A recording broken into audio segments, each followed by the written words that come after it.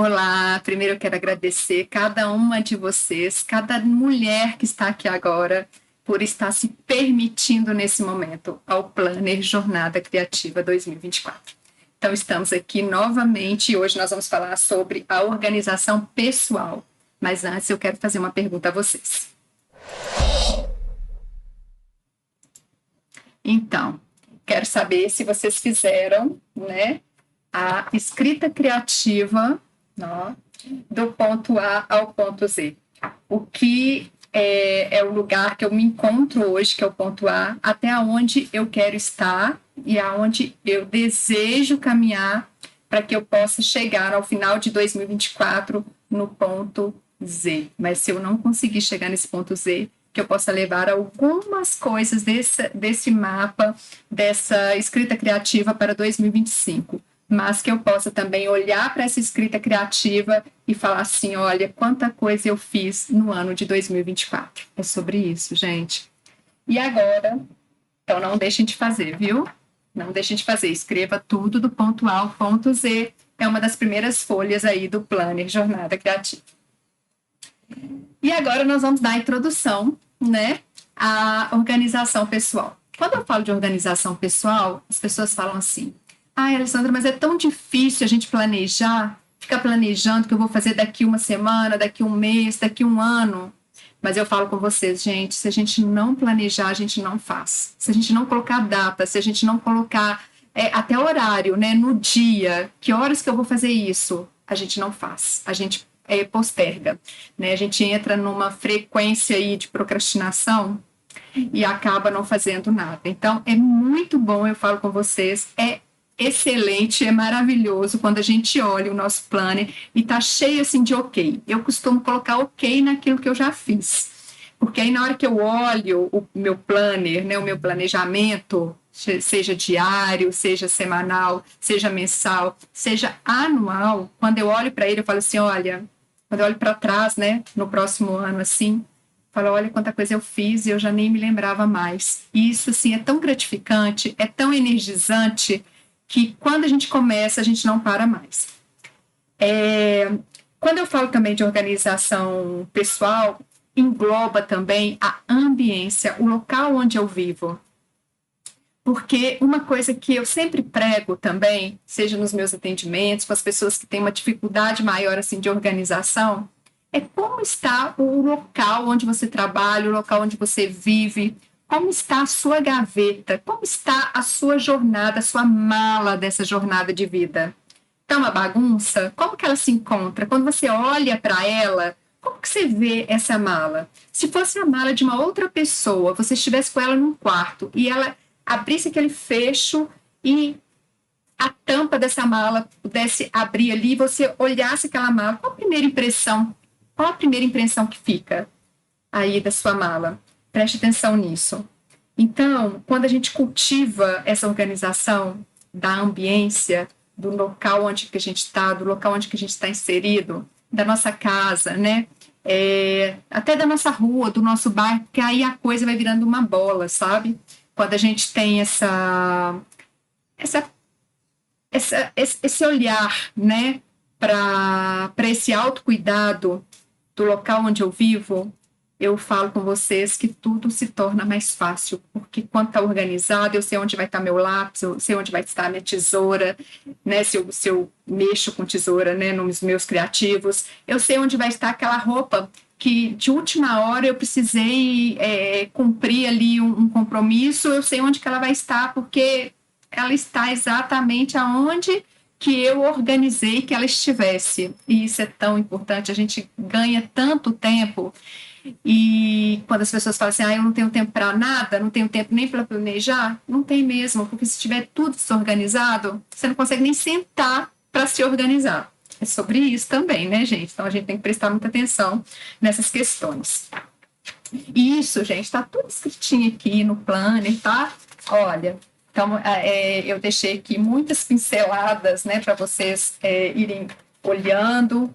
Então aqui vai ser uma coisa bem mais rápida, né? Porque a gente percebe também que, aí eu vou pular até aqui para compromisso e tarefa, que é uma página também que eu deixei, olha só, compromisso e tarefa, é essa aqui, ó. Tá dando para ver? Eu coloquei um clipe, deixa eu tirar aqui. Olha, essa folhinha aqui, ó.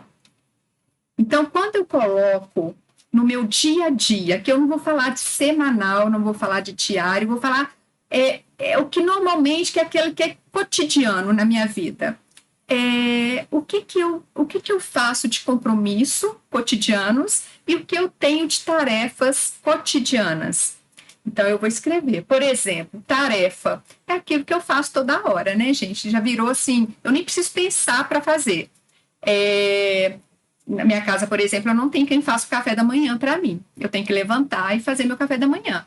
Então, eu preparo esse café da manhã para mim e para o meu marido, ele já virou uma tarefa. Então, eu tenho que colocar aqui, preparar o café da manhã, que eu faço todos os dias, né? Meu horário de tarefa também, tudo aquilo que eu não preciso pensar, tá aqui nessa tarefa. E tudo que é compromisso é aquilo que eu preciso me organizar para estar nesse compromisso. Seja, por exemplo, porque o compromisso, eu costumo dizer que ele começa no ato do convite. Então, por exemplo, eu tenho um compromisso de uma reunião na terça-feira que vem e num café. Então, eu já sei qual é a roupa que vai dar para eu ir nesse compromisso, quem é a pessoa que está me aguardando, qual estilo, né, que eu vou do jeito que eu uso mesmo, cotidianamente, eu vou com chinelo, havaianas, eu vou com o que eu vou usar. Eu não posso deixar para meia hora antes desse compromisso já pensar o que eu vou usar nesse dia. E eu tô falando meia hora porque eu tô sendo boazinha, viu? Porque tem gente que pensa assim, 5 minutos antes ainda tem que chamar o Uber. É sobre isso também. Então, a gente precisa ter esse compromisso, saber o que... Eu falei da roupa, gente, mas esse é um detalhe, tá? Mas o que eu tenho que levar? Qual material que eu tenho que levar? Eu tenho que apresentar algum projeto? Eu tenho que... Qual é a conversa que eu vou ter? Qual é o assunto dessa reunião? Eu sei. Eu vou chegar lá de cara, assim, e aí surge a conversa, né?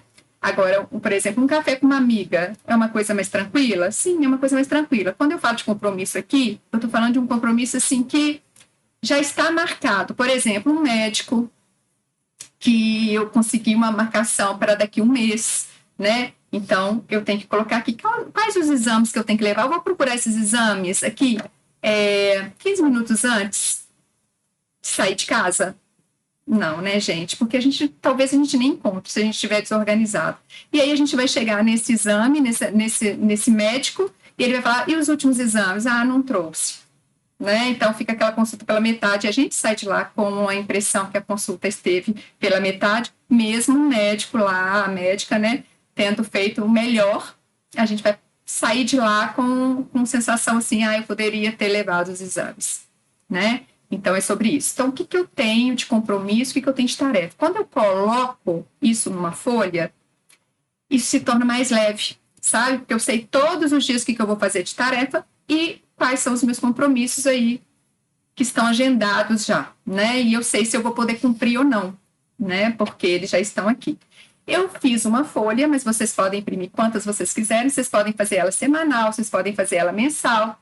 É um estilo de mapa mental, esse aqui, tá? É um formato de mapa mental. Ah, Alessandra, mas mapa mental sempre começa do ciclo, do centro para as laterais, para a extremidade. Não. Você pode fazer um mapa mental numa escrita criativa e andar com ela e olhar. Então, assim, eu falo que eu faço mapa mentais, uma historinha agora que eu conto à parte, desde que eu me descobri com dislexia. A minha dislexia é diferente, gente, a minha dislexia é de atenção. Não aí vocês podem falar assim, um TDAH, transtorno de déficit de atenção. Pode ser, pode ter uma mistura aí. Mas sempre que eu fiz meus mapas mentais, eu consegui me dar bem em outras coisas. E consegui também colocar para funcionar aquilo que às vezes vinha assim, nossa, isso pode dar certo, mas eu não anotava em lugar nenhum. Então, acaba que isso se perde. Então, eu costumo dizer também, ter uma agendinha, né? Essa aqui minha tá grandinha, mas ter uma agenda para a gente anotar tudo, assim, olha, né? É muito bom. Eu sou cheia de bilhetinhos, né, gente? Eu vou colocando aqui o que eu tenho que fazer aqui, ó. Olha o tanto, né? E eu funciono bem, sim, com com as minhas anotações.